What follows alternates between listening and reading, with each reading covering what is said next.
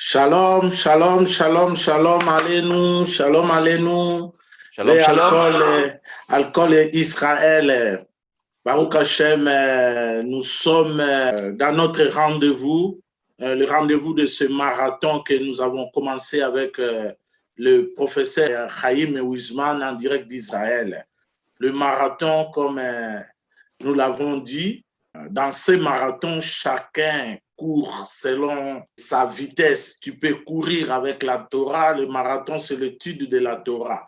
Si tu veux courir, tu es libre de courir. Tu peux marcher dans ces marathons. Donc, chacun a sa vitesse. Baruch Hashem, nous continuons notre étude, notre série d'études avec le professeur Chaim Weizmann que je vais recevoir dans quelques secondes.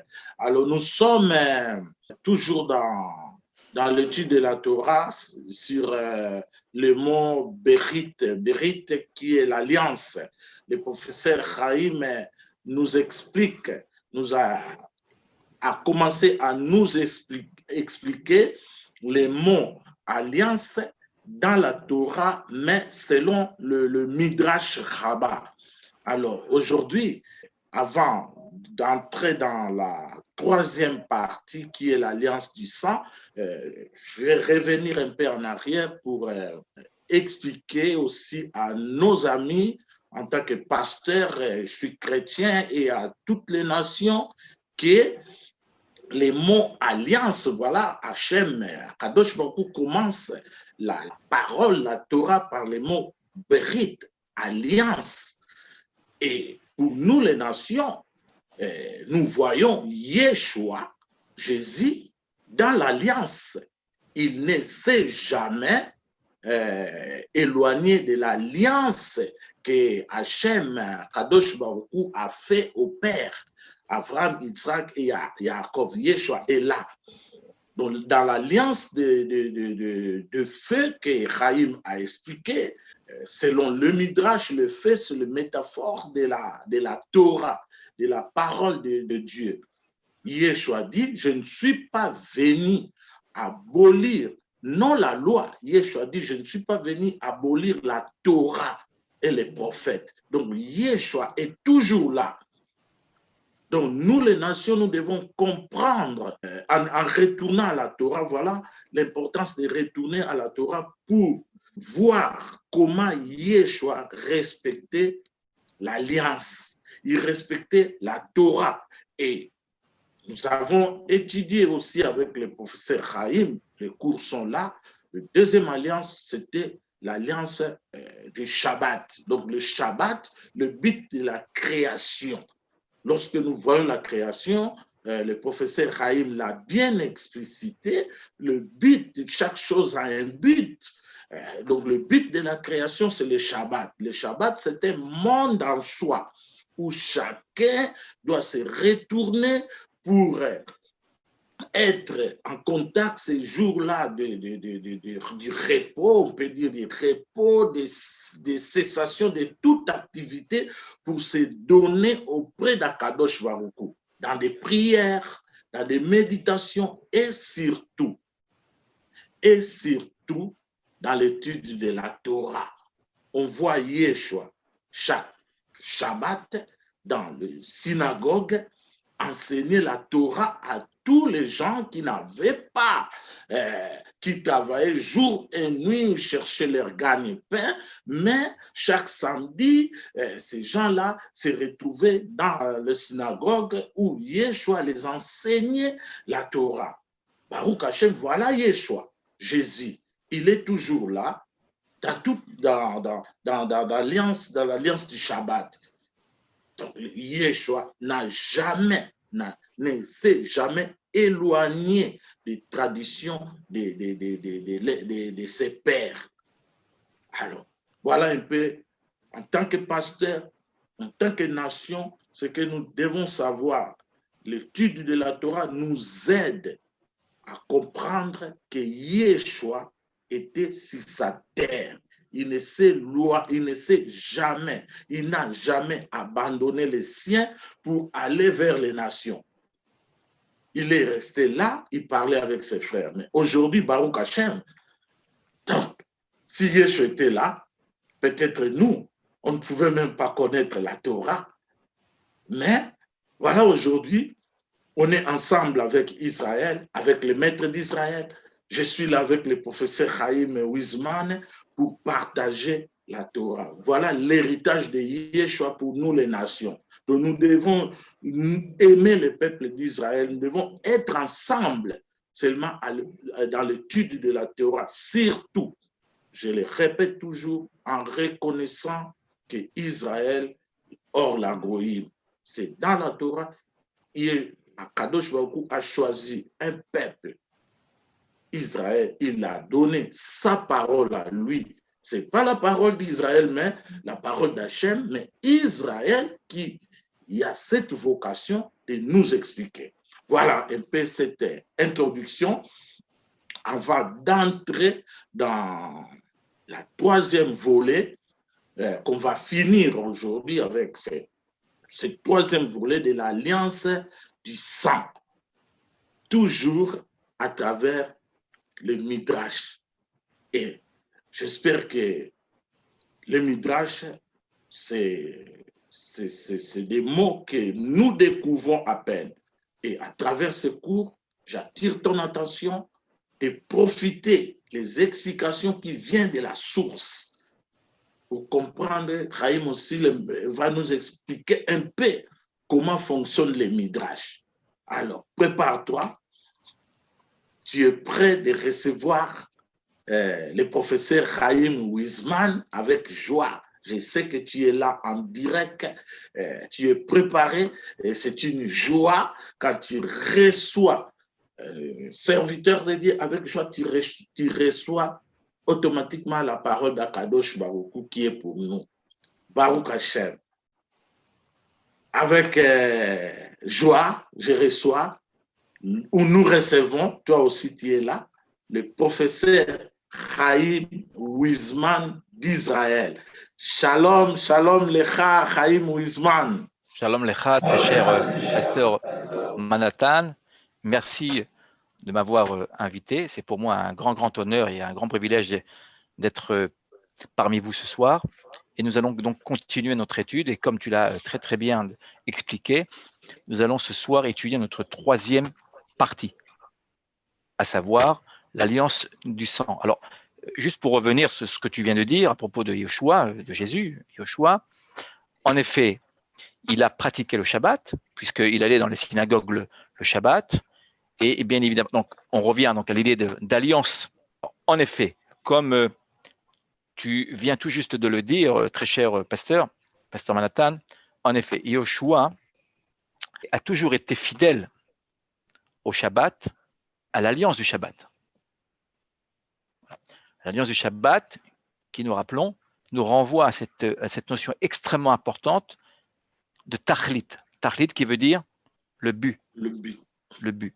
C'est-à-dire que tout juif, respectant le Shabbat, témoigne que le Créateur du monde est le maître du monde. C'est lui et lui seul qui a créé le monde. Or, Jésus a bien évidemment respecté le Shabbat, puisque, comme tu viens de le dire très justement, il visitait les synagogues le Shabbat pour y enseigner, nous allons revenir tout à fait au départ, pour y enseigner l'alliance de feu, c'est-à-dire la Torah. La Torah que nous avons rencontrée en Exode 19, 18. C'est-à-dire que Jésus a respecté deux alliances, c'est-à-dire l'alliance de feu, l'alliance de la Torah, sans vouloir y abolir quoi que ce soit, un iota, on traduit, c'est-à-dire un yud. Le iota, c'est-à-dire le yud. La plus petite lettre de l'alphabet hébraïque étant le yud. Donc, Jésus, Yoshua, a donc enseigné la Torah, donc cette alliance de feu, que nous retrouvons, d'après nos sages, d'après le Midrash, dans les lettres mêmes du mot Bereshit, ce qui signifie que toute la création contenait en soi cette alliance de feu dès le départ. C'était le programme, en fait. Le programme de la création, c'est quoi? C'est l'alliance de feu, la Torah, puis l'alliance du Shabbat. Le Shabbat est déjà contenu en germe dans le premier mot, Bereshit. Et donc Jésus l'a très bien compris, puisqu'il a enseigné le Shabbat qu'il pratiquait lui-même. Je répète, hein, c'était donc ni le vendredi ni le dimanche, bien évidemment, comme nous le connaissons aujourd'hui, mais il portait sur lui, sur sa chair, il portait l'alliance du sang. Et comme nous allons le voir, renvoie à la circoncision. Nous savons très bien que ses parents, que sa mère et son père l'ont circoncis. À quel âge, Manhattan? À 8 jours, comme il a été ordonné dans la Torah, à 8 jours. Exactement, à 8 jours. Cela veut dire quoi? Cela veut dire que Yahushua, Jésus, en fait, portait sur lui les trois alliances. L'alliance de feu, la Torah, qu'il enseignait, qu'il avait apprise. Il était lui-même rabbi, il était donc le même maître de la Torah, il enseignait donc le Shabbat, plus particulièrement le Shabbat, dans les synagogues qu'il visitait, le Shabbat, et le Shabbat lui-même, évidemment, qu'il pratiquait, donc deuxième alliance, et troisième alliance qu'il portait dans sa chair, en tant que juif. Or, cette alliance est indiquée où? Est indiquée dans ce verset. Genèse 17, 13. Voilà. Absolument, le verset étant verset 13 du chapitre 17 du livre de la Genèse, de Bereshit. On va le lire, le traduire et interpréter. Ok. Yimol, Yelid, Betecha, ou Miknat, Kaspera, Ve Ayeta, Briti, Biv Sarchem,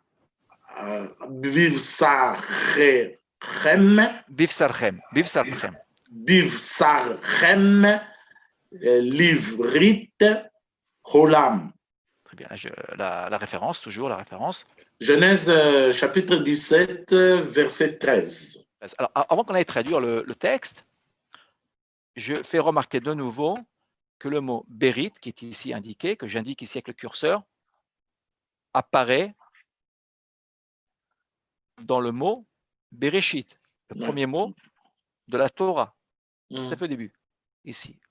Donc, nos sages, de nouveau, dans ce Midrash Haggadah, ont associé les deux premières lettres du mot Bereshit aux deux dernières lettres de ce même mot, pour composer le mot Bérit, que nous retrouvons dans le livre de la Genèse, des références relatives à la circoncision.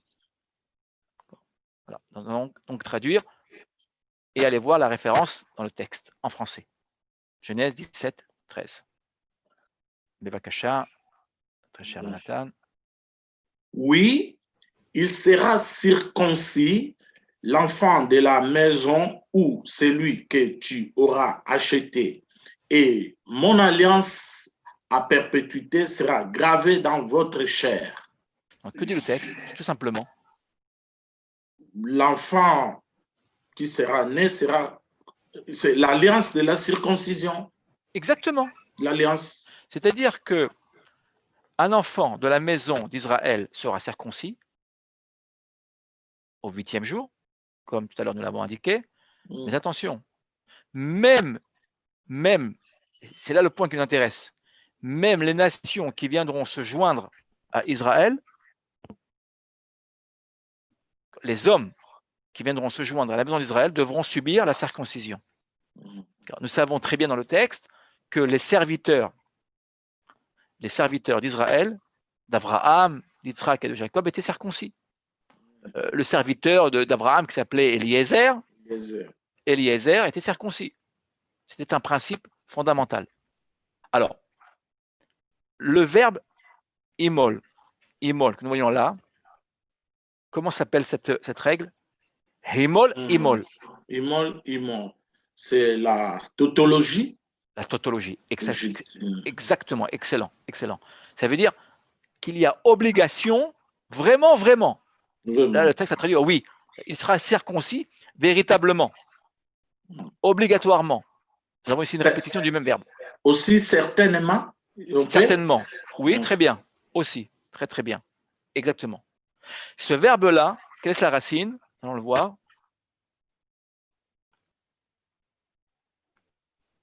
Même. Va. Shuruk lamed. Qui veut dire couper. Couper. Trancher. Retrancher.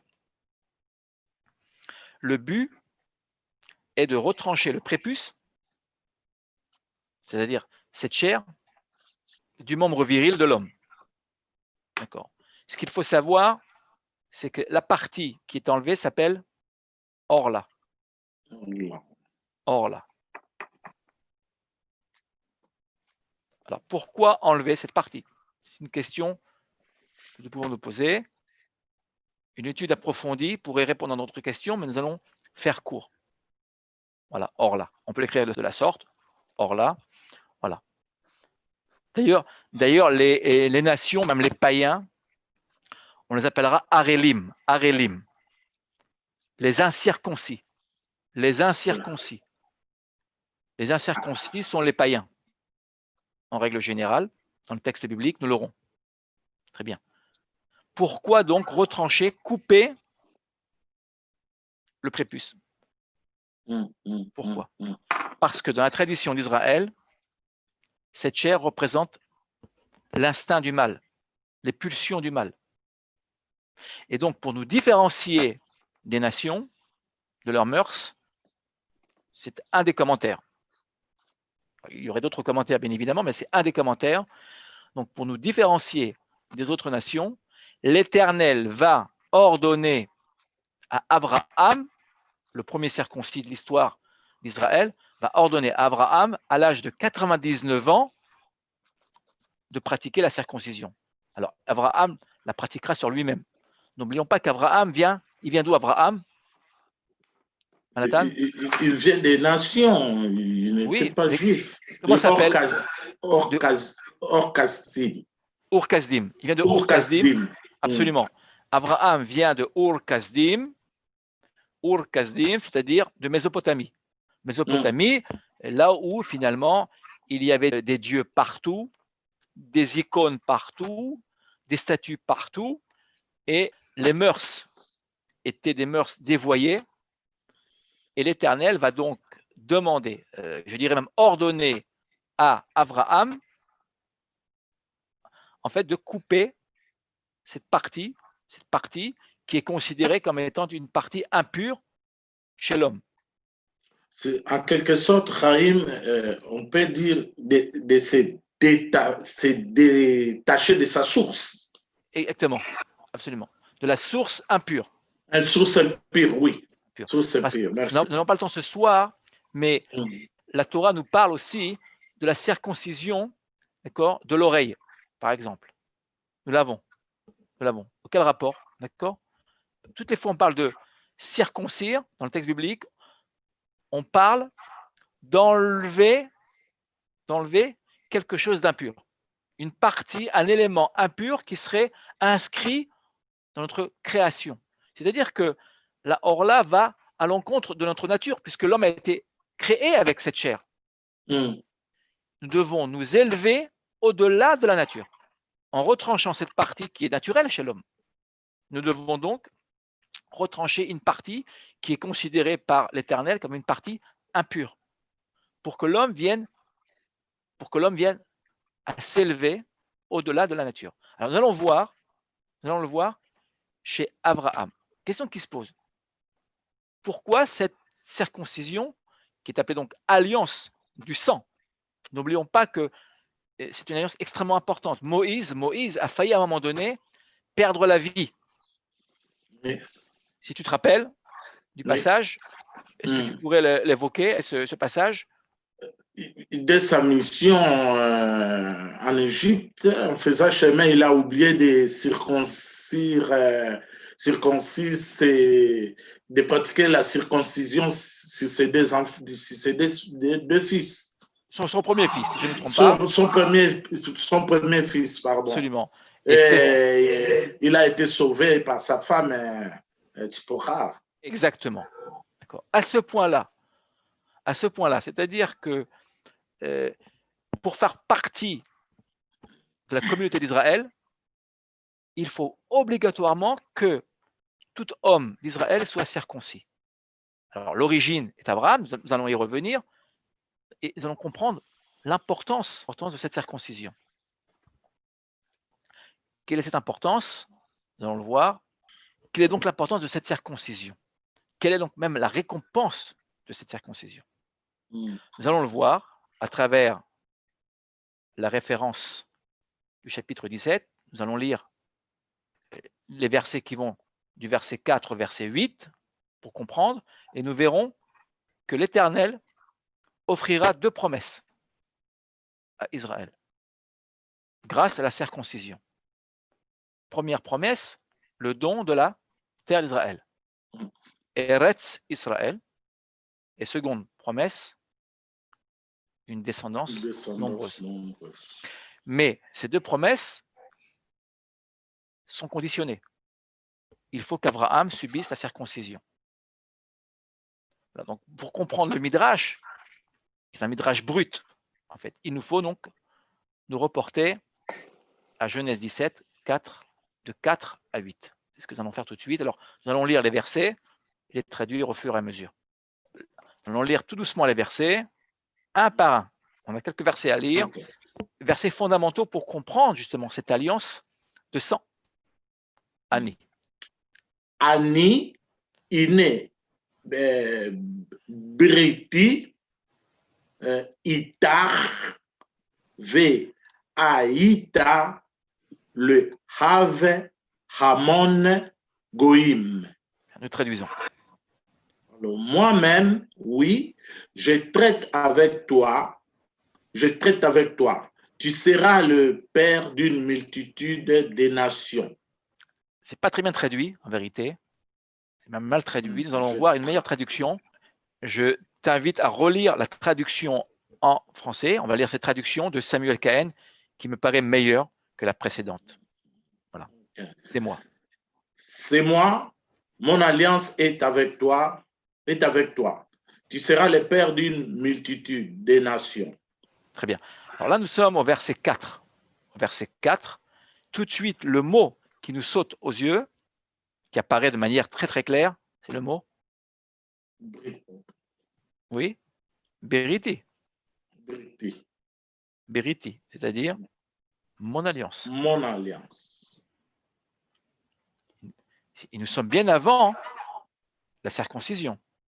Déjà.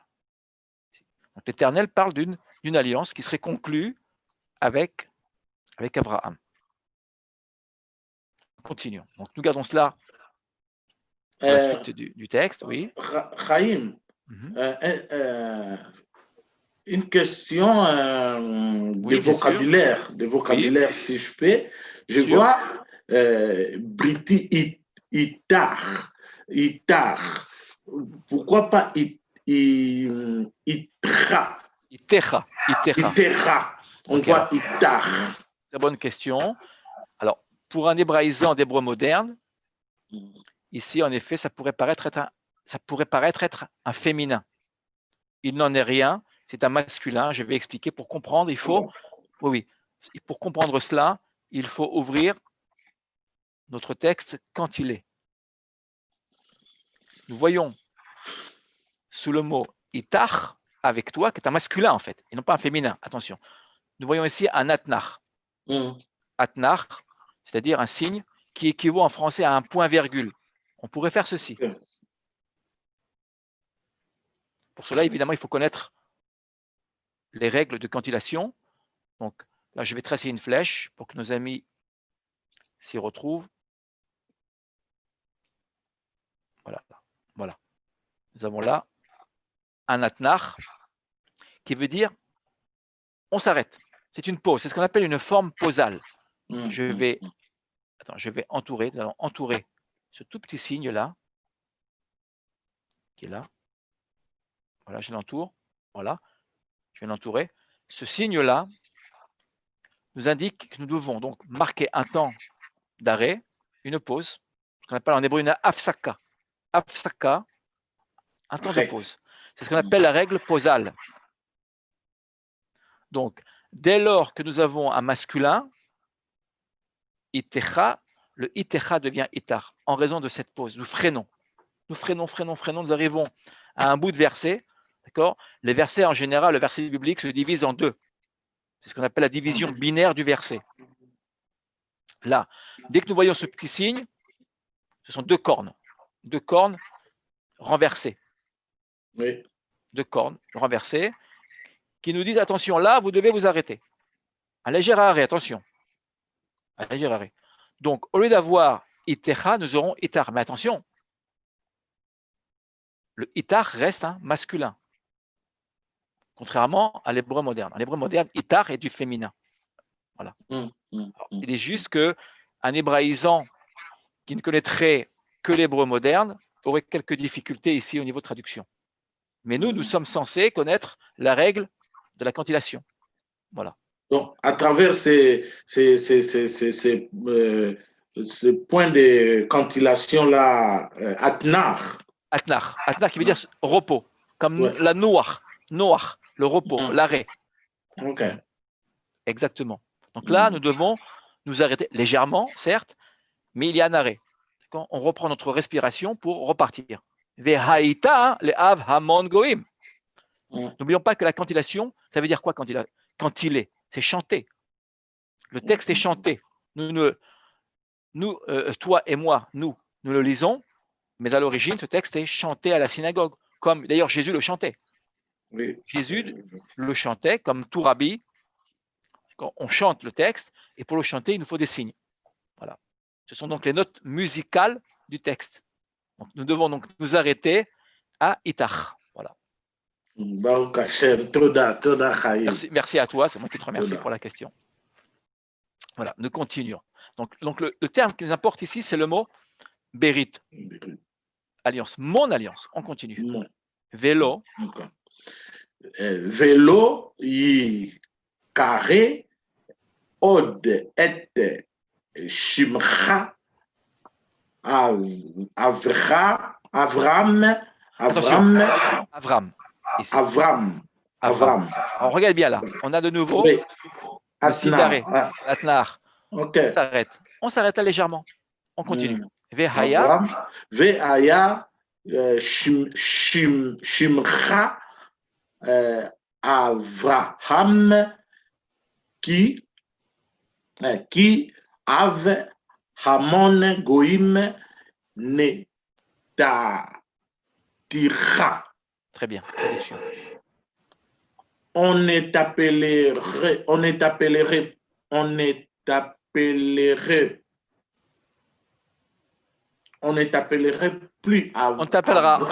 plus. On ne t'appellera plus Avram.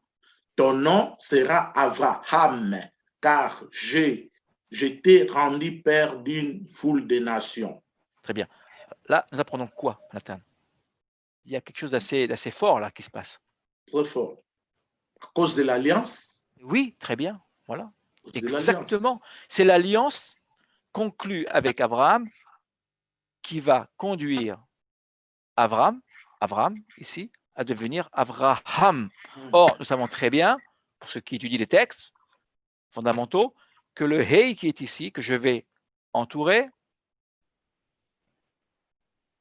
qui était donc rajouté à son nom, rendu par un H en français, est une des lettres de l'Éternel, du tétragramme, que nous avions vu dans nos cours précédents.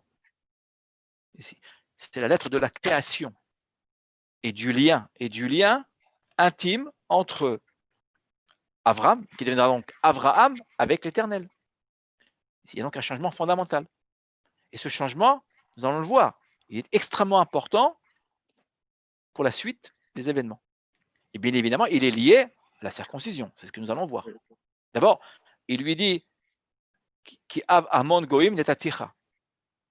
Alors, cela a plusieurs sens. Rashi dira qu'il deviendra le père, et bien évidemment d'Israël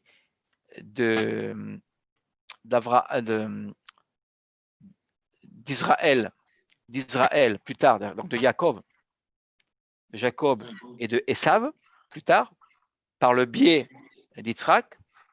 Donc c'est ce Oui. que dit Rashi, hein, je reprends. Rashi dit que on peut le comprendre de deux manières, ces passages-là. Car je t'ai rendu père d'une foule de nations, on peut le comprendre de deux manières. Ou bien au sein du peuple d'Israël, c'est-à-dire que Abraham donnera naissance à Yitzhak, qui lui-même donnera naissance à Yaakov, et ensuite, Israël donnera naissance aux 12 tribus. Ça, c'est sur le plan national, propre à Israël. Mais on peut très bien le comprendre de manière beaucoup plus large, à savoir, Goïm. oui, qui Les deviendra le père nations. des nations. Nous le savons. Au chapitre 12, il lui est dit Veni verecha becha kol mishpechot adama. Et par toi seront bénies toutes les familles de la terre. Amen. Attention, il ne le deviendra, Abraham, qu'après la circoncision, qu'après la brite avec l'Éternel. Sans la brite avec l'Éternel, Abraham reste finalement Abraham, celui qui a quitté la Mésopotamie avec l'identité de la Mésopotamie. Mais ce n'est pas le but. Le but, c'est justement de transformer Abraham en Abraham pour qu'il devienne le père d'Israël, que nous sommes aujourd'hui, et le père de toutes les nations. C'est ça. Et pour la bénédiction de toutes les nations. Absolument. Cela veut dire quoi? Ça veut dire que sans cette alliance, que je mentionne là, sur l'écran, sans cette alliance, eh bien, Abraham n'aurait pas pu devenir le père de toutes les nations. Je répète, dans la tradition d'Israël, nous partons toujours du particulier vers l'universel, et non pas le contraire. Le mouvement est toujours de l'intérieur vers l'extérieur, du particulier, du singulier, vers l'universel. C'est très, très intéressant finalement. Très intéressant. Cette idée d'alliance qui est parfois très mal comprise.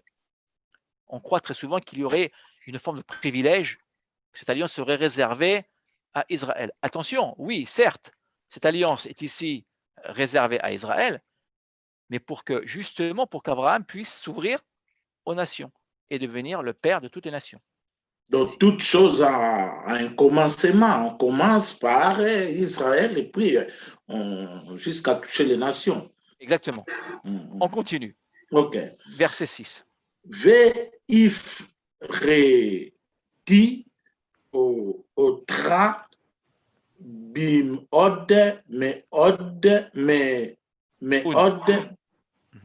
ou netaticha le goim ku melachim mimecha yetzeu. Très bien. On traduit. Et je te ferai fructifier considérablement et former des peuples, des rois descendront de toi. Là, l'Éternel promet une descendance importante, extrêmement importante. Alors, des rois. Il y a plusieurs significations. Je ne voudrais pas maintenant entrer dans tous les détails. Melachim, c'est-à-dire, si on prend le texte au sens littéral, les prochains rois d'Israël. Shaoul, David, évidemment, par le biais évidemment de Yaakov, par les 12 tribus, naîtront plus tard des rois. Nous sommes une nation de rois. Absolument. Même les Chet Kohanim, on peut le comprendre aussi sur le plan spirituel, pas seulement sur le plan politique, c'est juste. Même les Chet Kohanim que nous verrons au chapitre 19 de l'Exode, verset 6. Tout à fait. Donc on continue. C'est-à-dire que là, il y a une promesse exceptionnelle qui est faite à Abraham. Tout cela en raison de la brite, de l'alliance. Nous continuons. Verset 7. Va Akemoti. Va Akemoti et briti béni ou venera ou ven zar acha recha le dorotam livrit holam liot le cha l'Elohim ou le zar acha. Très bien. Traduction. et j'établirai mon alliance entre moi et toi et tes descendants après toi pour leur génération, une alliance perpétuelle, d'être Dieu pour toi et ainsi qu'à ta postérité. Ici, une promesse, mais incroyable, ici, qui est faite à Abraham. Qu'est-ce qu'il lui dit finalement? Il lui dit, moi l'Éternel, si tu écoutes ma voix, finalement, eh bien, je suis disposé à conclure avec toi une alliance entre toi et moi, donc un lien intime, comme un mariage, c'est un mariage. C'est quoi une alliance? C'est un mariage. Une alliance, c'est le mariage. On s'associe pour un projet commun. Donc il lui dit, et surtout ce qui nous importe ici, c'est ce passage, l'ivrit olam. Je vais l'encadrer. Que veut dire l'ivrit olam? L'ivrit olam signifie alliance perpétuelle. Or, regarde bien, nous sommes ici au verset 7 du chapitre 17. Tout à l'heure, tu as lu un autre verset qui ressemble à celui-ci, à propos de la Brit Adam, l'alliance de sang. Tu te rappelles, nous allons faire un retour en arrière. Brit Olam, donc il faut bien retenir Brit Olam, on le retient bien, Brit Olam, on le retient. Alliance perpétuelle, tu l'as lu là. Tu as lu tout à l'heure, lorsque nous avons commencé notre cours, tu as lu ce passage, Genèse 17, 13. On retrouve le mot Brit Olam, les deux mots, l'expression Brit Olam. C'est à propos de la circoncision. La circoncision est considérée comme un signe témoignant de l'alliance perpétuelle, éternelle, entre Israël et l'Éternel. Ici. On est au verset 13. Brit Olam. Alors, si on fait le rapport entre le verset 13 et le verset, je reviens à notre verset, verset 7, on comprend quoi? On comprend quoi ici? De quelle alliance s'agit-il? Alliance pour... L'alliance du sang. L'alliance du sang, ouais. Du sang, c'est le même mot, c'est la même expression. Ce lien va s'exprimer par le sang. Par le sang. Nous savons très bien que ce sang réapparaîtra ailleurs. Ce sang va réapparaître ailleurs lors de la sortie d'Égypte. À propos du Korban Pessah. Dans la tradition d'Israël, il y a deux formes, il y a deux sangs, ça s'appelle les deux sangs. Shnei Damim, deux sangs. Le sang de l'alliance, de la circoncision, et le sang du sacrifice pascal, qui renvoie à la liberté, à la sortie d'Égypte. Donc ça, on y viendra plus tard, on y reviendra si tu le veux bien. Pour l'instant, on va se focaliser sur le sang de la circoncision. Donc le terme ici, Brit Olam, renvoie à la circoncision. Comment l'Éternel va-t-il conclure une alliance avec Abraham? Il faut bien un signe. Les mots ne suffisent pas. Eh bien, ce signe, ce sera justement la circoncision du prépuce. Cette coupure, ce retranchement.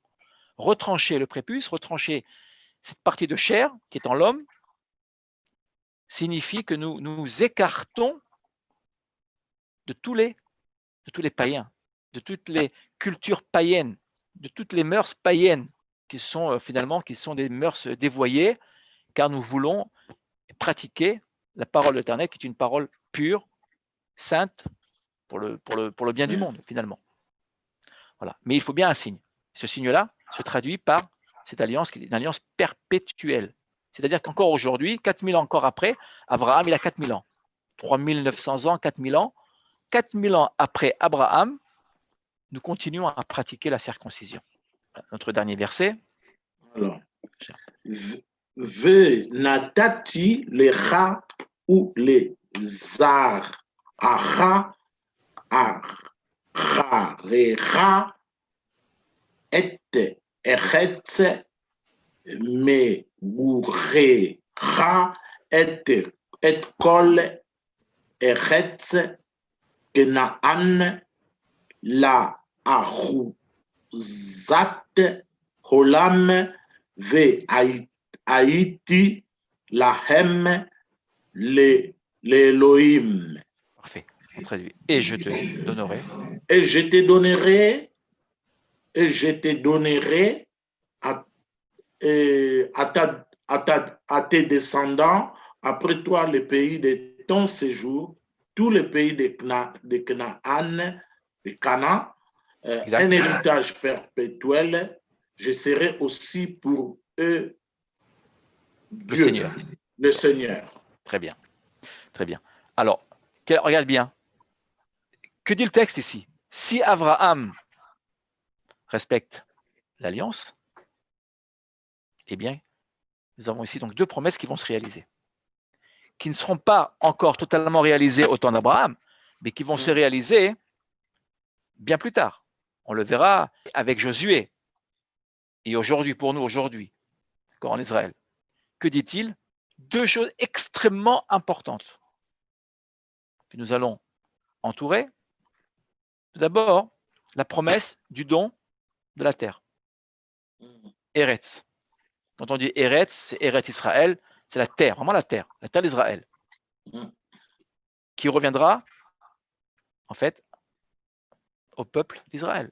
Et d'ailleurs, ce mot est tellement important qu'il réapparaît deux fois. Deux fois. Ici. Très bien. Ça, c'est le premier point. Mais le deuxième point... oui. Oui, Chaim, il y a les cols, donc toute la terre. Comment? Il y a le mot col, toute la terre. Exactement. Exactement. Toute la terre. Ça, nous le verrons au temps de Josué. Alors, il y aura beaucoup de combats avec les Midianites, les Jébuséens, c'est vrai. Mais finalement, aujourd'hui, on voit très bien que cette promesse est réalisée. Aujourd'hui, nous sommes, on peut le dire, sur toute la terre ancestrale promise à Abraham. Il y a encore quelques difficultés, certes, mais nous pouvons dire que la promesse, après 4000 ans, hein, cette promesse-là a été dite il y a 4000 ans. 4000 ans. Cette promesse se réalise aujourd'hui, au quotidien, au présent. Moi, je vis en Israël, donc je vis cette prophétie et je vis surtout cette promesse. Cette promesse se réalise aujourd'hui. Ça, c'est le premier point. Deuxième point que j'aimerais évoquer est le suivant. Ce sont les descendants. Zar'acha acharecha. Zera, que veut dire Zera? Zera, sémence. Semence, littéralement, sémence. Exactement. On pourrait très bien traduire ici par ta semence. Semence. Je donnerai à ta semence, après toi, la terre d'Israël. Très bien. Donc, deux promesses. Première promesse, le don de la terre, mais pas n'importe qui. À Israël, aux descendants. Moi, je suis moi-même acteur, pas seulement témoin, acteur de l'accomplissement de cette promesse. Je vis moi-même avec ma famille, toute ma famille réunie, je vis en Israël. C'est-à-dire que finalement, la promesse d'Abraham, c'est ce que je crois que c'est ce qui est important de retenir aujourd'hui à la fin de notre étude. La promesse d'Abraham a été réalisée. Nous allons le voir. Nous pouvons donc dire, Manhattan, que la promesse de Eret Israël s'est accomplie. Elle s'accomplit au quotidien. C'est pour ça que j'aimerais dire à nos amis, nous juifs, nous ne parlons pas de terre promise. C'est quoi une terre promise? Une terre promise, c'est une terre qui est encore, en devenir. Une terre qui serait donc donnée plus tard à Israël. Ce qui n'est pas le cas aujourd'hui. Aujourd'hui, nous sommes souverains en Eretz Israël. Nous avons une économie, nous avons un gouvernement, nous avons des institutions, nous avons des écoles, des universités. La terre promise, ce n'est plus le cas. La terre promise, oui. Lorsqu'on parle d'Abraham, oui, elle est promise à Abraham. C'est ce qu'on vient de voir. Et je donnerai, attention, conformément à l'alliance conclue avec l'Éternel, dont la circoncision est le témoin. C'est un signe. La circoncision est appelée Hot. Hot, c'était le signe. Alors ça, c'est pour la terre d'Israël. Mais attention, cette terre sera donnée à une descendance qui deviendra là extrêmement nombreuse, c'est-à-dire les fils d'Israël, dont moi-même je fais partie. Et nous le voyons, ce qui est assez extraordinaire, c'est que finalement, ces deux promesses se sont réalisées après 4000 ans 4000 ans, ni plus ni moins. Et quand je dis 4000 ans, et cela veut dire toutes les épreuves que nous avons traversées en exil, même en exil, nous le voyons très bien, les pogroms, les humiliations et toutes les grandes épreuves que nous avons traversées, nous avons failli disparaître de l'histoire, mais pourquoi nous sommes encore là aujourd'hui? C'est parce que nous avons été fidèles, toujours fidèles à l'alliance perpétuelle conclue avec Abraham, Yitzhak et Yaakov. Voilà. Et comme je parle à des chrétiens, eh bien, Yahushua, Jésus, était lui-même, en fait, fils d'Israël, et donc, en tant que fils d'Israël, comme nous l'avons dit tout à l'heure, il a lui-même été donc circoncis. Ses parents l'ont circoncis au 8e jour. Donc, il portait tout cela en lui. Il portait cette promesse de la terre d'Israël que les Romains, évidemment, tenteront d'effacer. Et Chaim, on peut dire aussi pour Yeshua, il a vécu cette promesse qu'Hachem a fait à Abraham, parce qu'en ce temps-là, Israël était sur sa terre. Exactement. Exactement. Et les Romains qui tenteront finalement d'interdire la pratique de la circoncision d'ailleurs, et qui tenteront de nous écarter de la terre d'Israël, ne le pourront pas. Pourquoi ils ne le pourront pas? Parce que l'alliance est beaucoup plus forte que tous les empires réunis. Il faut bien le comprendre. Et c'est pour ça qu'encore aujourd'hui, tous les Juifs du monde, à part quelques exceptions, respectent l'alliance du sang, la circoncision. Qu'on soit religieux, qu'on ne le soit pas, tous les Juifs du monde entier respectent la circoncision, la Brit Mila. Ça, je pense qu'il est très important de le dire pour tous nos amis. Donc, j'aimerais ce soir résumer notre cours. Nous avions étudié l'alliance de feu, première alliance, en Deutéronome 33.2, toujours à partir du premier mot, bien évidemment, Bereshit. Alliance de feu, donc, la Torah. Le peuple d'Israël, sans la Torah, est comme un poisson qu'on sort de l'eau. Absolument. Israël signifie Torah. Torah signifie Israël. Deuxième point, deuxième alliance, l'alliance du Shabbat. Israël équivaut au Shabbat. Le Shabbat équivaut à Israël. Dès qu'on parle d'Israël, on pense au Shabbat. Ce sont les points fondamentaux. Quand on dit alliance, c'est-à-dire des alliances qu'on ne peut pas dans l'absolu, je dis bien dans l'absolu, transgresser. Chacun à son niveau, sans vouloir juger personne, bien évidemment. Cette alliance, nous la retrouvons dans le livre de l'Exode. Pas seulement, mais particulièrement. Et bien évidemment, notre troisième point d'aujourd'hui, l'alliance du sang. En Genèse 17-13, alliance extrêmement importante qui permettra donc une descendance nombreuse à Israël et l'accomplissement du don de la terre d'Israël. Ce que nous vivons aujourd'hui dans les temps présents. C'est-à-dire que ce Midrash Haggadah n'est pas qu'une simple histoire, qu'une simple interprétation du texte. Ces textes-là sont ancrés dans l'expérience biblique la plus profonde. Nos sages ont essayé de révéler à travers, en l'occurrence ici, à travers le premier mot, ce qui se cachait ici, dans ce premier mot, qui était le programme caché de l'Éternel. Voilà. Et donc, grâce à toi, Manhattan, nous avons découvert qu'il y avait donc 3 alliances, entre autres. Il y a évidemment d'autres possibilités, mais qu'il y avait donc 3 alliances qui se cachaient dans le mot Bereshit. Et ça, c'est grâce à nos sages que nous avons pu le révéler.